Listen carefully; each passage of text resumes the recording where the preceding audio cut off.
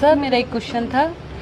Sir आप मरीजों को बताते हैं कि O2 थेरेपी, नेबुलाइजिंग और स्टीम थेरेपी क्या होती है, तो उसमें डिफरेंस बताते हैं। आपका प्रश्न है कि हम लोग ओपीडी में मरीजों को 3 बातें निरंतरता से बताते हैं। भाई नेबुलाइजर लगा लेना, भैया स्टीम इनहेलेशन कर लेना, कहीं कहीं कहते हैं ऑक्सीजन इनहेलेशन लगा लेना। तो तीनों चीजों में क्या फर्क है और क्यों बताते हैं, एक अच्छा प्रश्न है। ऐसा मरीज जिसको सांस की बीमारी है, रेस्पिरेटरी प्रॉब्लम है, जो हमारे पास आता है, कहता है कि साहब सांस लेने में दिक्कत होती है, डिस्निया होता है, चलो तो सीटी जैसी आवाज आती है, साए साए की आवाज आती है, बलगम निकालने में दिक्कत होती है, लगता है कुछ भरा है अंदर और निकल नहीं पा रहा है, चलो तो पेरिफ्रीज नीली पड़ने लगती है और ऐसा लगता है कि सांस नहीं आ रही, प्राण निकल जाएंगे।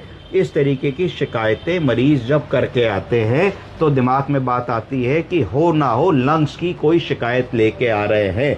लंग की कॉमन बीमारियां 3 होंगी। पहला ब्रोंकियल एस्थमा, बोलिए दूसरा सीओपीडी।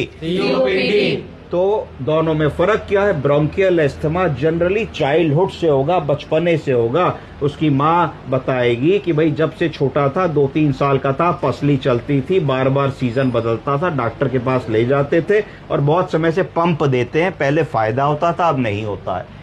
सीओपीडी जो बीमारी होती है उसको कहते हैं क्रोनिक ऑब्स्ट्रक्टिव पल्मोनरी डिजीज, आजकल उसको सीओएडी भी बोलते हैं, क्रोनिक ऑब्स्ट्रक्टिव एल्वियोलर डिजीज। ये हमारी लाइफस्टाइल और जीवन शैली से होती है। आजकल वो खुल गए हैं ना, क्या कहते हैं, हुक्का बार, है ना?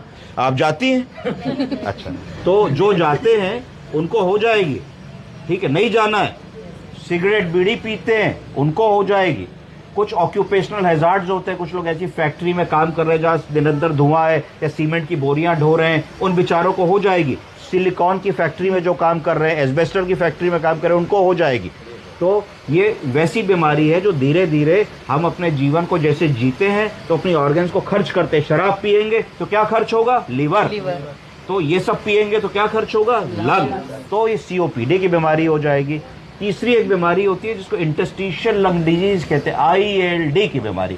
आईएलडी की बीमारी में फेफड़ों में लचक खत्म होने लगती है, फाइब्रोसिस होने लगती है, खिंचाव खत्म होने लगता है। तो जब हम बैठे हैं तो सांस नहीं फूल रही, यहां से वहां तक चल के गए तो शरीर ने कहा और ऑक्सीजन दो, तो लंग को फैलना चाहिए, लंग फैल नहीं रहा है तो हाइपोक्सिया हो रहा है। तो 3 कंडीशंस आ गई।